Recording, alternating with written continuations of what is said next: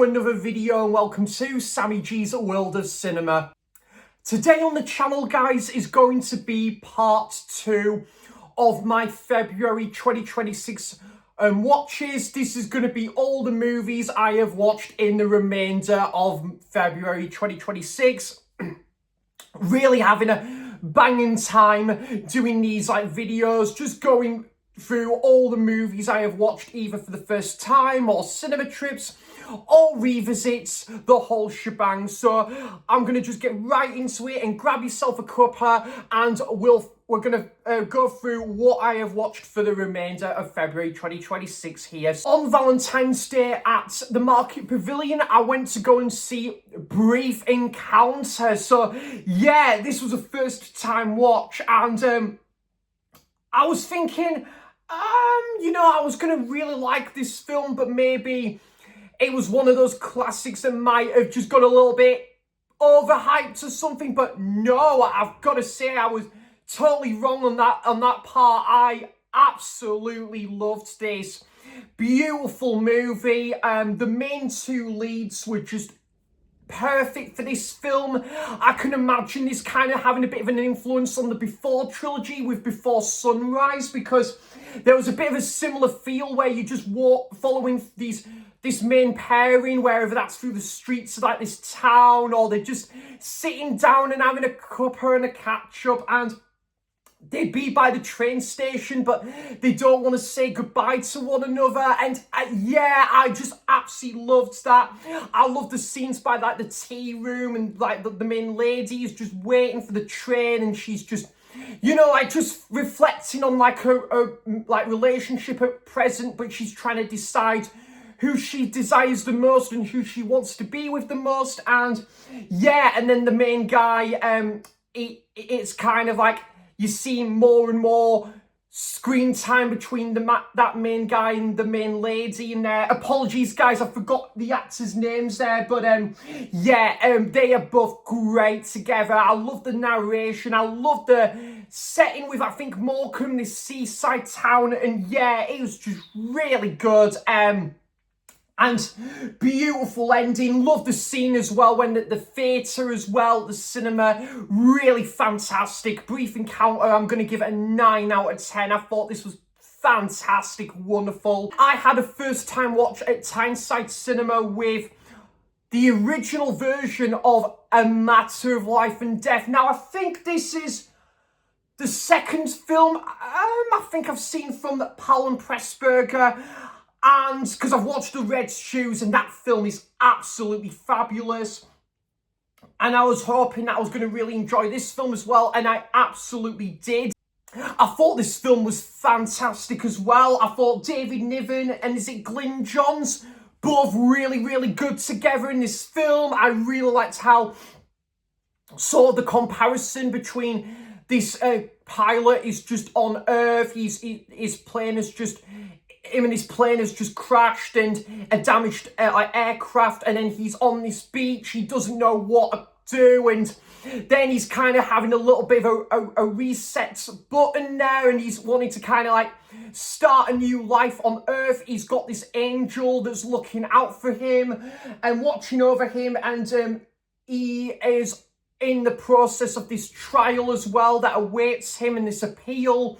But yeah, the most desire he has is keeping this satisfying relationship he's having with this American lady on Earth, still as a continuous relationship there. And I tell you what, I really liked the main side character there as well. The guy, I think he's this lecturer, this professor. I thought he was a really cool side character there with that laboratory.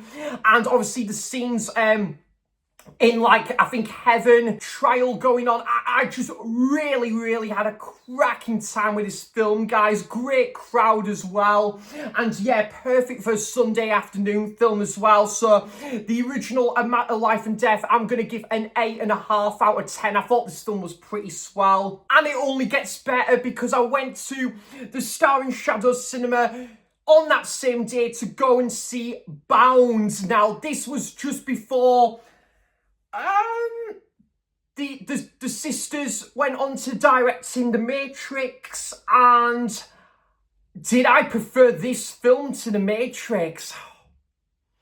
I don't know, I think there could be equal level of quality there because, wow, this film was fantastic. I loved this.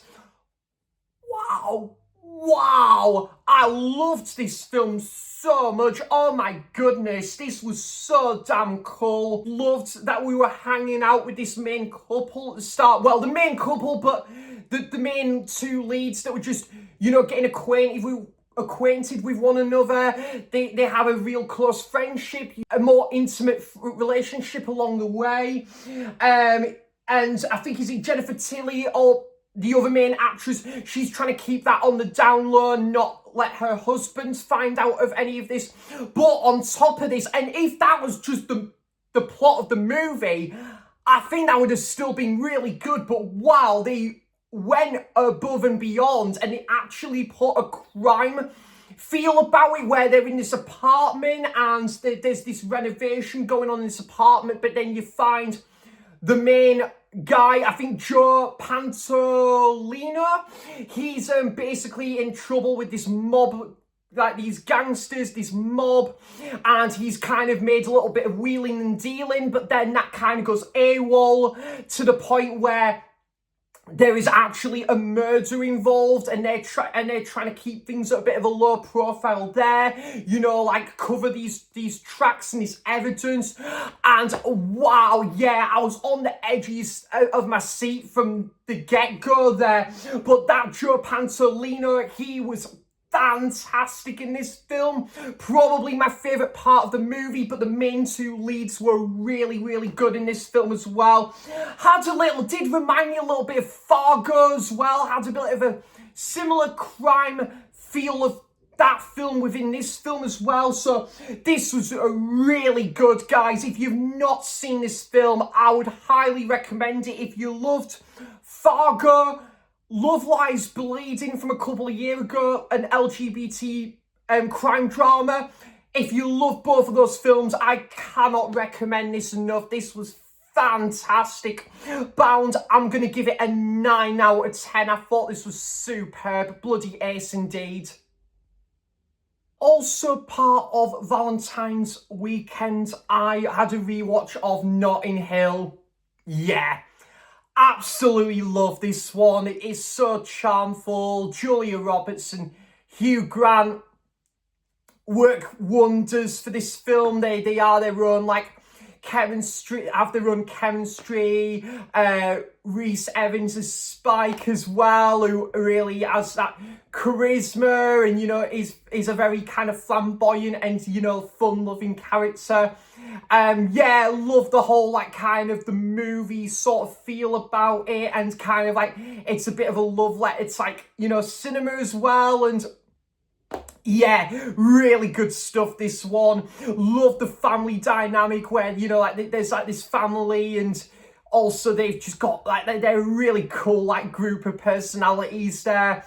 And absolutely love the ending as well. Obviously, you've got the song She by Elvis Costello that's played in the opening scene and played in the closing scene, which is just perfect for this film. So yeah, but really good stuff. Notting Hill. I'm going to give it an 8.5 out of 10 there. This one was part of the Unwatched Shelves series, and that's Friday the 13th remake from 2009. Yeah, do you know what, guys? This one really did surprise me, actually, as remakes go. Not as good as the original, in my opinion, from 1980, but I still did really like it. I like how it just wasn't a complete copy and paste of the original. It did its own thing there, and like kind of a different set of characters. And Jason, straight off the bat, finds his own mask and identity in this remake. And yeah, I kind of like how that it started out where it was set years apart and then set like months apart or something like that. It's really good fun, this one. Some really brutal kills as you would imagine in a Friday film. And wow, yeah, the ending kind of left on an abrupt note, like a lot of these like horror slasher films do, I guess. So Friday the 13th remake, I'm going to give a 7.5 out of 10. Then I did do my review for High Plains Drifter, first time watch, and yeah, guys, I did really enjoy this one as well. Not as much as a few of the other Clint Eastwood westerns that I've seen, but I did really enjoy it. Yeah, interesting kind of like Clint Eastwood first time directing a western with Clint Eastwood in the film as well. His second directorial film, and I just really enjoyed it. He was as badass gets in this film. The whole backstory with Jim Duncan, very interesting. Some of the music I didn't really care for a great deal, to be honest, but I thought the Carlins and that were a good kind of like rival gang to the story, the setting with this western town, that build up to when this gang is released from prison. Yeah, this was a good solid western, this one. Like I say, the music was a little bit of a letdown for me, and I think I probably preferred that first hour, that extra bit more to the last 40 minutes of the movie. So yeah, good solid western. That High Plains Drifter, I'm going to give it a 7 out of 10 there. I went to the Market Pavilion and they had these deals on, I think for a selection of films were like £1 to watch at the cinema, so you can't beat that, seeing a film at the cinema for less than what a coffee would cost. One of those films they decided to show for the film's 40th anniversary was Labyrinth. First time seeing it on the big screen. I haven't seen Labyrinth for absolute years, and yeah, dance magic. What a fun time this film is. So many cool characters. I just love that whole quest for, you know, for like Sarah to go on this bewildering quest in order to rescue her baby brother, Toby, and what she goes through, the rash decisions in order to get there is really entertaining and engaging to watch. Jennifer Connelly's really fun in the role as Sarah. David Bowie, a fantastic rival to the story with this as the Goblin King. I don't class him as a full-on villain in this film, if I'm being honest. I wouldn't even class him as a villain because he's really, you know, he's still keeping Toby guarded, but he's kind of wanting, there's a message where he's actually wanting Sarah to still, you know, really go for what she truly believes in, and, you know, like, to make her known that she shouldn't have jumped to too many conclusions where she was in, you know, like stuck in a rut sort of thing. She was really angry with her family sort of thing. So I thought there was a little bit of a message behind that, to be honest. But really great film. The song choices, the songs from Bowie are a lot of fun. Love that 80s magic and that feel about it. The practical work and the puppet designs and all that is really cool as well. Yeah, that what is it, the big I think it's like the sloth or something that is it Sarah basically goes on that adventure with, and then there's that fox as well, there's that elder chap. Yeah, it's just a really fun movie, this one, guys. You can tell this took big inspiration from The Wizard of Oz as well. So Labyrinth, I'm going to give an 8 out of 10 there. Completely different to that, I went to go and see the Jeff Buckley documentary. Jeff Buckley, It's Not Over, and this was a really good documentary focusing on the life and death of Jeff Buckley, and a really good documentary. Very sad as well that we lost Jeff Buckley at such a young age, and it's really sad what happened. A very moving watch at times, and also just knowing as well like the talent he has, the amazing album Grace, probably one of the best debut albums ever made right there. And yeah, just a really good documentary. Did really like learning about, obviously, Jeff's relationship, and also his relationship with his dad, Tim Buckley, who's also a musician. And yeah, the way the documentary is filmed, and they've got all those like art elements to it, like kind of this artistic style going on. Really enjoyed that. And obviously just, yeah, like seeing footage of Jeff and where he played, how he was putting his name out there. Just really good documentary, very, very moving towards the end, knowing of Jeff's death. And yeah, what an absolute talent he was, and his album and his legacy still lives on. Jeff Buckley, It's Never Over, I'm going to give an 8 out of 10 there. Really fantastic watch, that. Then I went back to the Market Pavilion a couple days later. I went to go and see the original Beauty and the Beast, and again, like Labyrinth, haven't seen this for such a long time. And yeah, Taylor's Old as Time, and it's just a beautiful movie, this, isn't it? I mean, lovely animation. We just don't get Disney classics like this nowadays. I absolutely love this 2D animation style, and bit of a shame we don't really get much of that nowadays. But yeah, this is a really good like film. Again, Belle and the Beast as well, their chemistry, they're not really on the same wavelength, but then you learn that when one character that is near and dear to Belle is captured in this castle, then the Beast has got a bit of a life or death scenario there. And also the Beast is wanting this curse to be lifted once and for all. Belle is the one person that can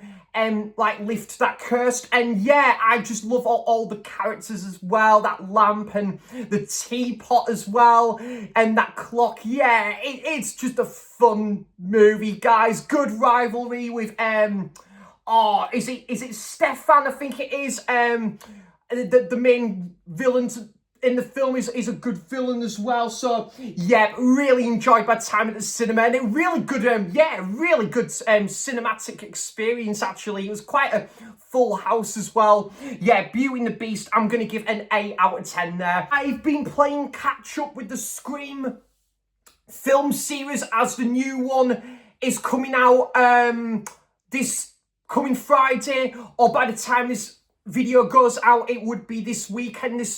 The Scream 7 has just come out. I'm going to see Scream 7 on Tuesday, the 3rd of March. So I'll be talking about that in my March 2026 watches. But yeah, I did go back and watch Scream 3 for the first time, and yeah, this is not on the level of the first two movies as I expected it to be. I mean, the first two, by that estimate, is gonna take some topping, some beating right there. But this is not as bad as I thought it was going to be either. You know, I did like the whole Hollywood setting to this one. Obviously, it was still great to see Sydney, Dewey, Gail Williams return in this one. And yeah, the whole production behind it, it's Stab 3, was an interesting take on this film. Yeah, that opening scene with the traffic I found quite interesting, quite haunting as well. And then you've got that kill that goes on in that big mansion with that, I think that couple are both actors in this film, actors playing actors, ironically. So yeah, and Ghostface, you know, a very solid antagonist as ever. And you're waiting to find out that reveal as well towards the end. So yeah, very solid entry though, and yeah, but I must admit there was a couple of boring moments that kind of wavered on a little bit, but yeah, it's still not too bad, this one. Scream 3, I'm going to give it a 6 out of 10 there. With a rewatch of Spider-Man 2, yeah, Sam Raimi has delivered some of the greatest sequels ever made, in my opinion, with Evil Dead 2 and this. What a wonderful sequel. I absolutely love Spider-Man 2. This film was trying a bit of a new experiment, you know, like when sort of like Peter Parker doesn't think Spider-Man and being in the role of Spider-Man is going to be for him anymore. And you kind of see the film drift away from that for a good segment of the movie. And even when you're just focusing on Peter Parker, as you did, you know, right at the start of the first movie, I still found that really interesting. And then he's learning and knowing that what's around him, but he's kind of wanting a bit of a clean slate and a new fresh. And yeah, I found that kind of experiment really interesting. But obviously Dr. Ock coming into this, and you know, he's just taking this whole villainous role by storm there. Absolutely great. The camera work and you know that fast pacing is just magic. The scene on the train, oh my god, it's very edge of your seat stuff right there. And yeah, just some classic moments with obviously the main guy in it who owns his apartment is asking Peter for his rent, or that classic line where the guy's like, whoa, he stole that guy's pizza. Yeah, some classic one-liners in there. Great cameo with Bruce Campbell. The lovey-dovey stuff between MJ and Peter, I've got to say, guys, hasn't held up today, to be honest. It's a little bit... yeah, it's not the best, to be honest. That's really my only criticism with Spider-Man 2, but other than that, I think it's a fantastic sequel, guys. One of the best sequels ever made. I've seen this a fair few times. I had it on VHS, DVD, and Blu-ray, and now 4K. I've owned this on every single format, and it's a childhood staple of mine. So yes, Spider-Man 2, I'm going to give a 9 out of 10, and I'm going to have to go back and rewatch No Way Home to confirm if it's that or this. That is my favourite Spider-Man film, but wonderful, beautiful stuff right there. Then I had another Sunday viewing, and back into the Woodfall Blu-ray set, I watched Look Back in Anger. Now, the Woodfall set so far has been a bit 50-50 for me. There's been a couple of films that I've found a little bit boring and middle of the road. What was it? That A Taste of Honey and what was the other one? God, what was that other one? It was so dull. Was it that girl with the green eyes? Something like that. But I did really enjoy The Loneliness of a Long Distance Runner and the other one, Saturday Night and Sunday Morning. Really enjoyed those. So I was thinking, yeah, let's hope this other one is going to get this back on track again. And do you know what, guys? I quite liked this one. Yeah, this was actually quite good. Much preferred this than that other one, the girl with green eyes, which I found boring as fuck, to be honest, that film. But this was definitely a much improvement over that film. You're focusing on this dysfunctional family. This guy has just graduated from university. He doesn't really know what to quite do with his life. He meets someone else and he's starting to have a bit of a thing for her. The other lady, she's got like this whirlpool of emotions going on. That lady with the blonde hair, she's kind of got it. There's like kind of these like everyday problems that she's got going on. But yeah, really did like this one. Not the most light-hearted, uplifting movie you're ever going to see in your life, but kind of really interesting as well, and a good look at like that time of London in the 1950s. I did like the opening scene with that, the social club as well. The scenes where I think Tony Richardson, his character, and I think is his best friend, would just be like, you know, like they would just be like either playing cards or they'd just be hanging around the sitting room. And yeah, the scenes where like they're just by like the market as well, and obviously as well the scenes by the train station. So yeah, it was quite an interesting film, this one. It had you know, the subject of like politics in there, here and there as well. The film Look Back in Anger, I'm gonna give yeah, a 7 out of 10, because I did quite like that one, you know. Then I went to Tyneside Cinema for Twin Peaks Day. I went to go and see Fire Walk with Me. Now, I've just done my David Lynch ranking video a couple of weeks ago now, and had such a good time with that video, by the way, guys. Massive thanks to each and every one of you for the lovely kinds of comments on that one as well, because I had a great time doing that video. Fire Walk with Me, when I first originally watched it, I found it a little bit little left to be desired, and I think just coming off the back of the sheer brilliance of Twin Peaks as a TV show, I was expecting a little bit more with this, to be honest, and that was on my first viewing. Wasn't a fan of the editing style and all that. Laura Palmer as a leading character, not that I wanted anything bad to happen to her character, but I just didn't really connect with her as a lead character, if you like. And whilst my opinion there's not changed with Laura Palmer's character, I still did had a much better time with this film on second viewing. I say much better time, guys. This film, obviously, it's still very bleak and subtle with what goes on.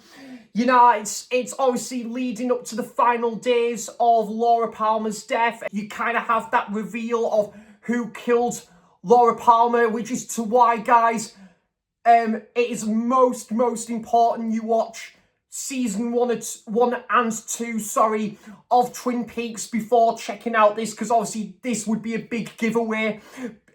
Obviously, as this is the prequel to the show, and yeah, I had a much better time with this one, and I think it really helped with it being a full house screening. Really good crowd as well. Great to see this one on the big screen, and David Lynch being one of my favourite directors, I really wanted to get behind this on second viewing and to support it at the cinema, and I'm glad I did. Got chatting to a guy next to me as well, and then we had a great chat about movies and the upcoming release as well, so that was really good. So that was very interesting. You're still looking at Laura Palmer's everyday life. I still think the guy who plays Lakeland Palmer does a good job, but with Lakeland Palmer's character, you see that there's something very strange and surreal going on. It's a really interesting film. I liked some, obviously, where you get to see James, and there's Donna, and yeah, there's, I don't think Nina comes in till the main show there, but obviously Dale Cooper and the whole case around Teresa Banks, I thought was an interesting side story which does come into the show as well.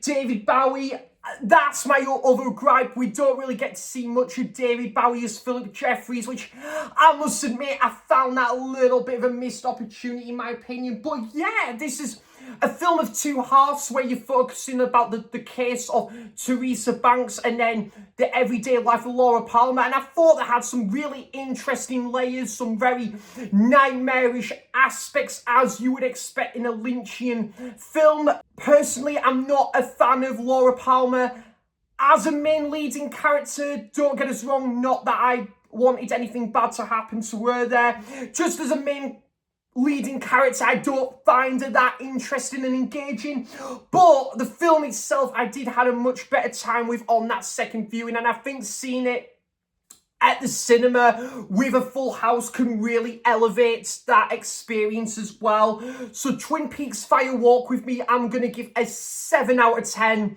Much better time with this one on second viewing, and I think going back to my David Lynch ranking, yeah, I think it would be, I probably would put it above Dune now if I was to rechange that, and it probably would just be below Lost Highway. So yeah, definitely have much enjoyed this to Fire Walk with Me on second viewing there, and I give that a 7 out of 10 on Twin Peaks Day.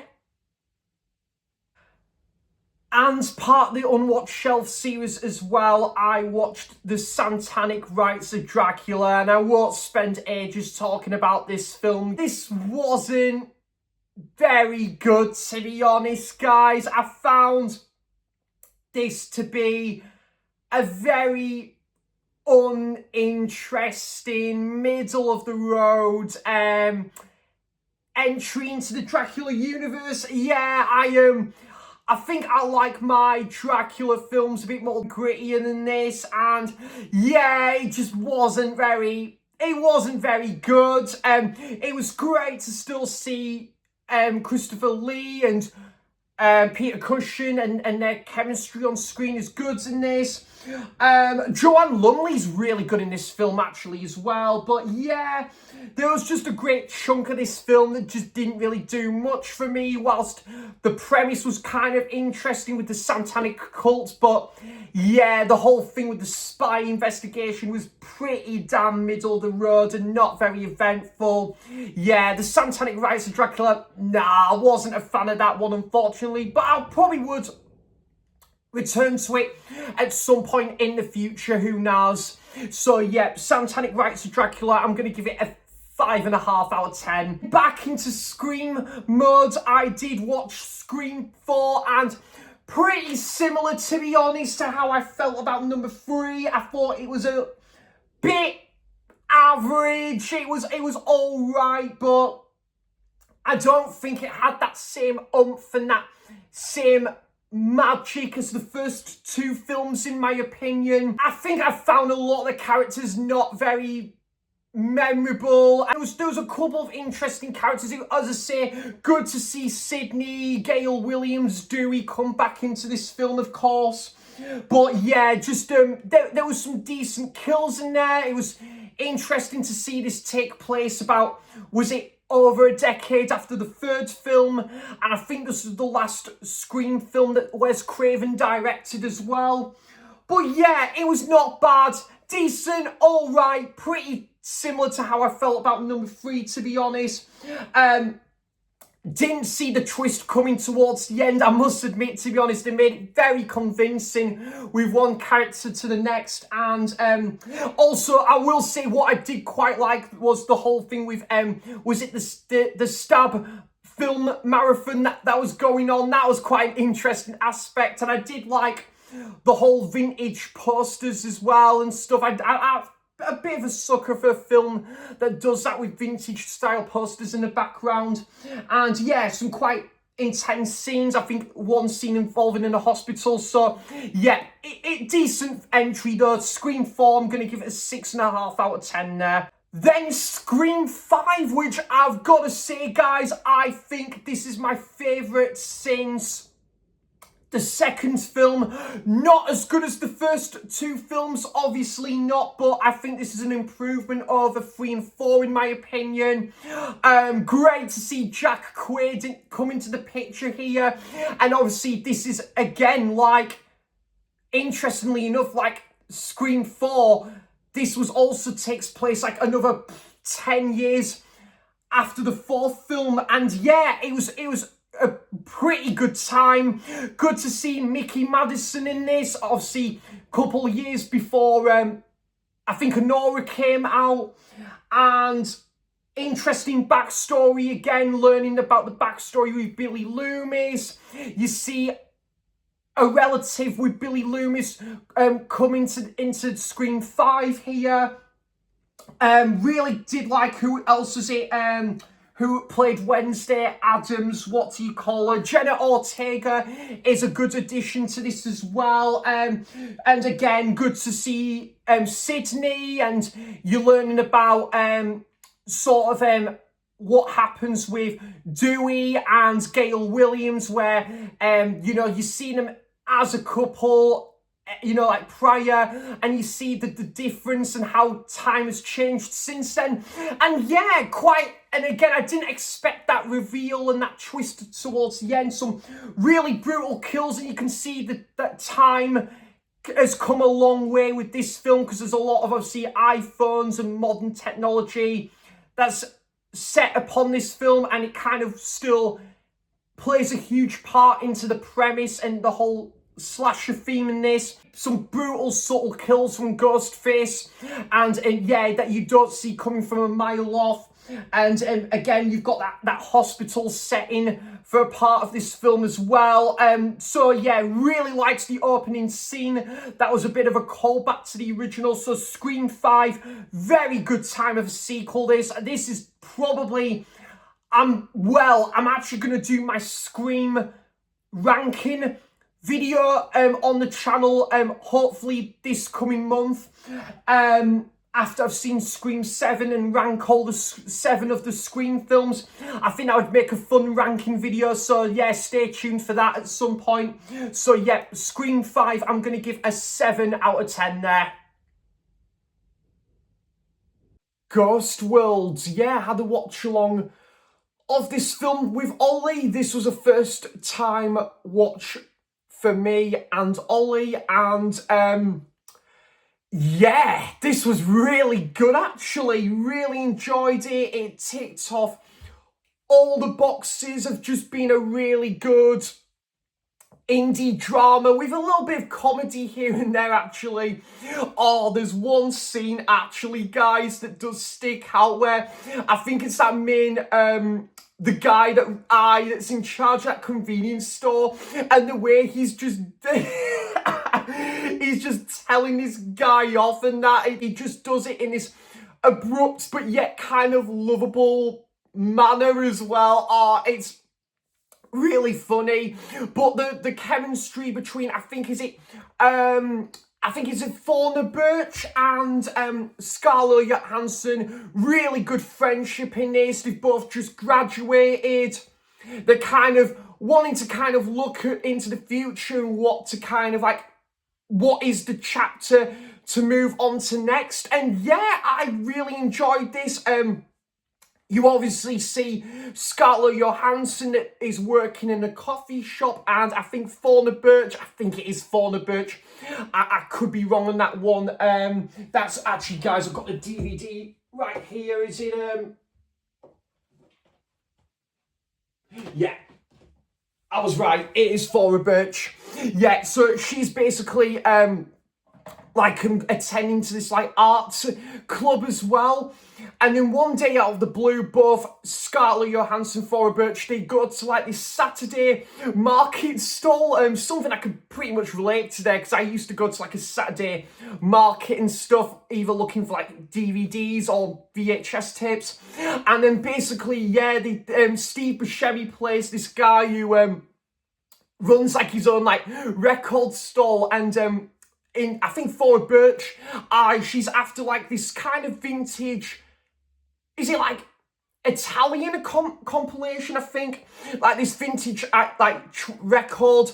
I think this 78s, wow, is that a thing anymore? I'm trying to remember, but yeah, one of which is a 78, but there's a compilation, and yeah, and then you see kind of Steve Buscemi, Fauna Birch, they kind of just hang out. They would go to this house party. I think it kind of did remind me a little bit of oh, let me think. That scene in Midnight in Paris where it's kind of very much of a 1920s or vintage throwback, and they're having this party and wearing kind of different outfits. Yeah, so really enjoyed that aspect. But I also liked the side story where Steve Buscemi is looking for to kind of form a relationship of his own as well, and Fauna Birch is kind of helping him with that. But yeah, I really liked the whole vintage posters going on in that dining room, and those 78 records playing in the background. This was really good, and bit of a pity we don't have a Blu-ray or release of this one over here in the UK. I know my good buddy Warren at Goose's Movies absolutely loves this film, and I believe Leon really likes this film as well. So yeah, really good film, that one. Ghost World, I'm going to give an 8 out of 10 there. And the last film to talk about for my February 2026 watches within part 2, I went to the Market Pavilion the other night to go and see whiskey galore. Yeah, I haven't seen too many of these Ealing Studios, like, comedies, if you like. And yeah, do you know what, guys? I really did enjoy this one. I think it was like a near full house screening, and yeah, it was a really cool atmosphere to this one, and I've never seen the film before, and it was just so charmful. It kind of ticks off the boxes of just being a charmful, like sort of like light-hearted comedy, I think, set in Scotland in the early 1940s, and then you're focusing on this ship that's crashed by shore, and then there's all these like whiskey bottles, I think thousands upon thousands of whiskey bottles, and basically the authorities are deciding they want to get rid of these whiskey bottles, but the local townspeople are having none of it, and they're making a stand for their town and this pub as well that's, you know, that specialises in whiskey. And I just